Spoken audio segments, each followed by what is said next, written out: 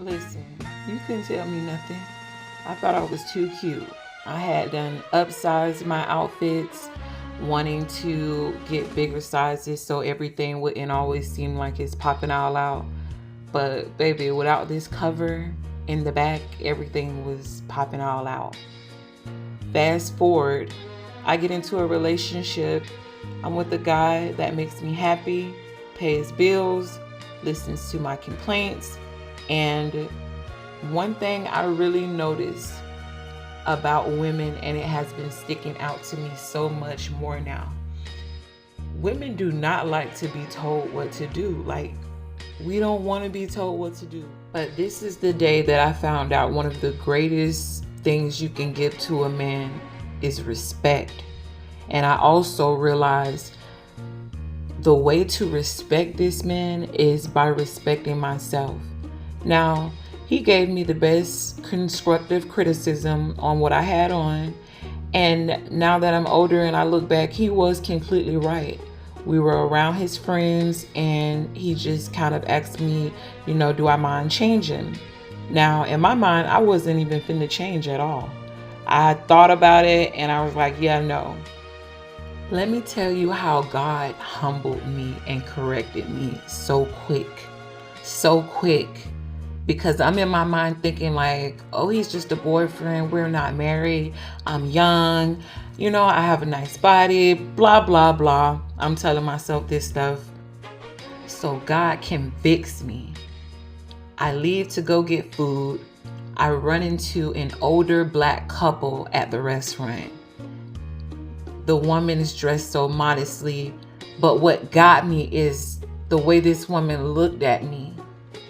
It didn't look like a look as if like she's judging me or she's like, ooh, or anything like that. And her husband didn't look at me at all. But the way this woman looked at me was like the love of a grandmother. The love that for a queen. It was like she looked at me like, do you know who you are?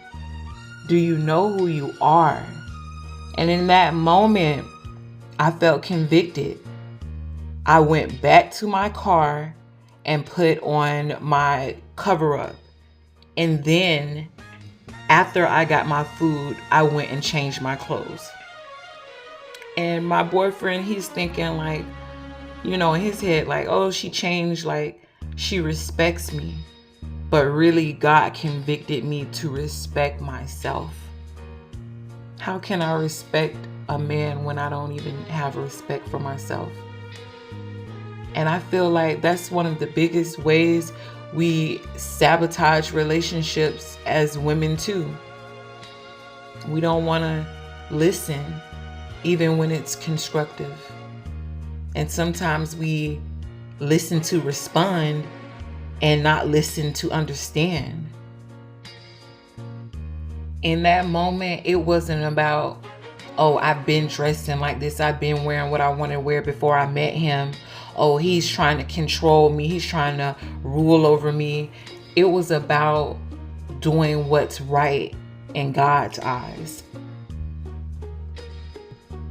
In return to my man, it made me respect him more as a leader.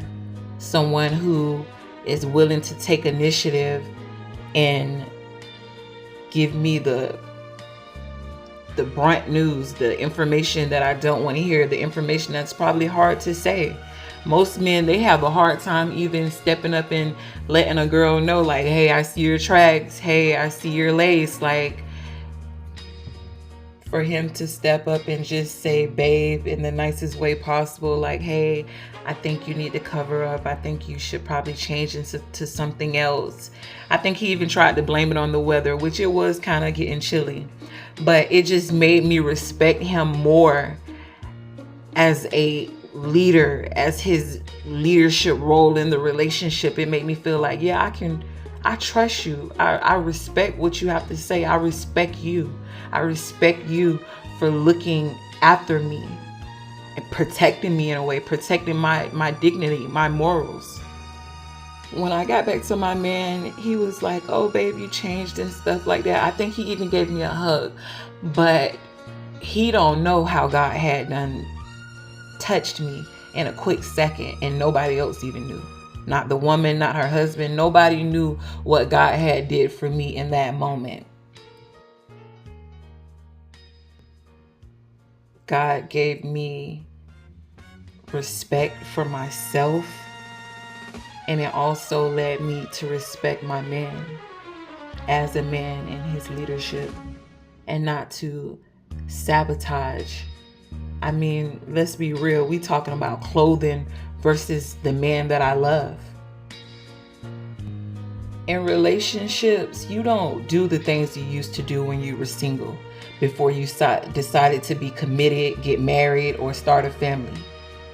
And I say that to say this, that experience made me respect myself, because it just showed me how scarred the woman body is.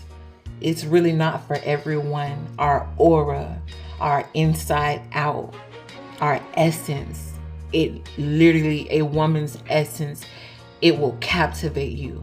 It expresses itself in all its authenticity like no other. It has a womb that creates God-given life. It doesn't have to be thick or skinny or tall or short. It's a woman all on its own. It's more than skin deep. It's more than less. It's filled, covered, and it takes up so much space where there's nothing meant to touch it.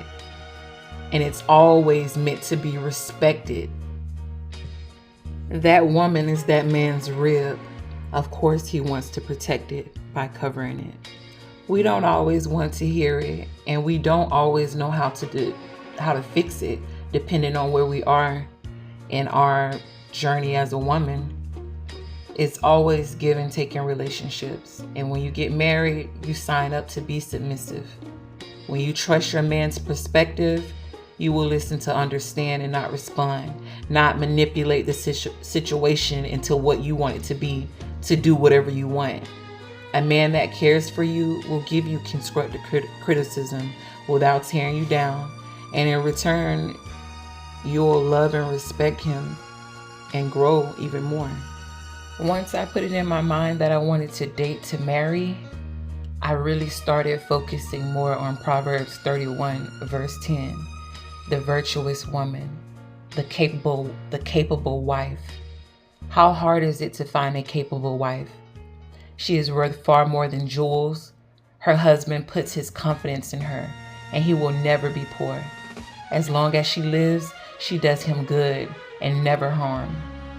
She keeps herself busy making wool and linen cloth. She brings home food from out of the way places as merchant ships do. She gets up before daylight to prepare food for her family and to tell her servant women what to do. She looks at land and buys it, and with money she has earned, she plants a vineyard. She is a hard worker, strong and industrious. She knows the value of everything she makes and works late into the night. She spins her own thread and weaves her own clothes. She is generous to the poor and needy. She doesn't worry when it snows because her family has warm clothing. She makes bedspreads and wears cloths of the fine purple linen. Her husband is well known, one of the leading citizens. She makes cloths and belts and sell them to merchants. She is strong and respected and not afraid of the future. She speaks with a gentle wisdom. She is always busy and looks after her family's needs. Her children show their appreciation, and her husband praises her. He says, "Many women are good wives, but you are the best of them all." Charm is deceptive and beauty disappears, but a woman who honors the Lord should be praised.